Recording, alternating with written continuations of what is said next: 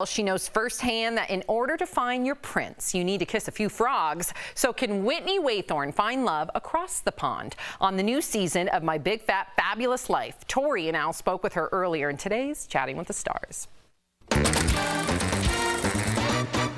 He is my French tutor. Je m'appelle Whitney. I want to see if I can turn my tutor into a suitor. Ooh, hi Whitney, welcome to DBL. You are a beacon of light for body positivity. You believe body shaming and judgment are not welcome. I love that. Is that message getting harder to convey or easier? I just wanted your take on that.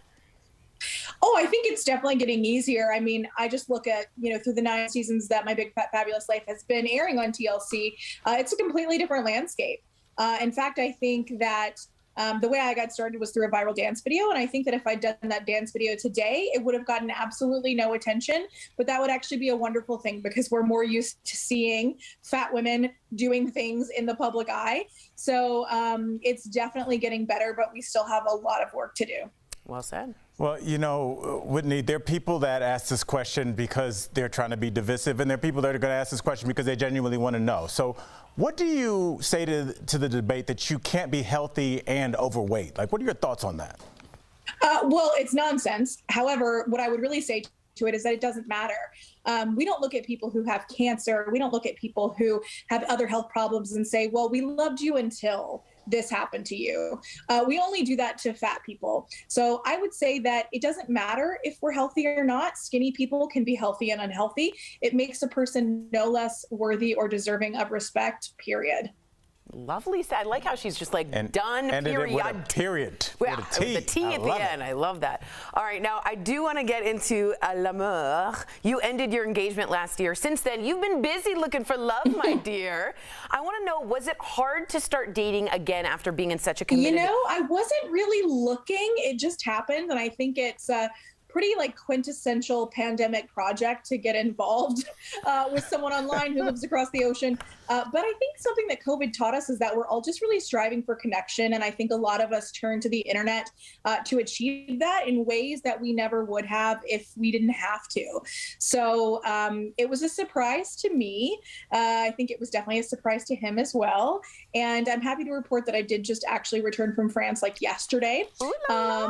So I have taken the relationship from virtual to 3D. But you'll have to watch the season to see how it all turns out.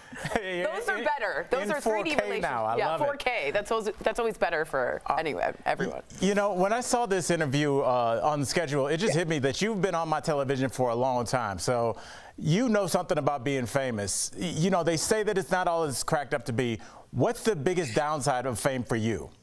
Well, I think certainly the lack of privacy, which is something that I just deal with. But the French man, for example, does not deal with that. He does not want to be like a really public person. So he is actually blurred throughout the season.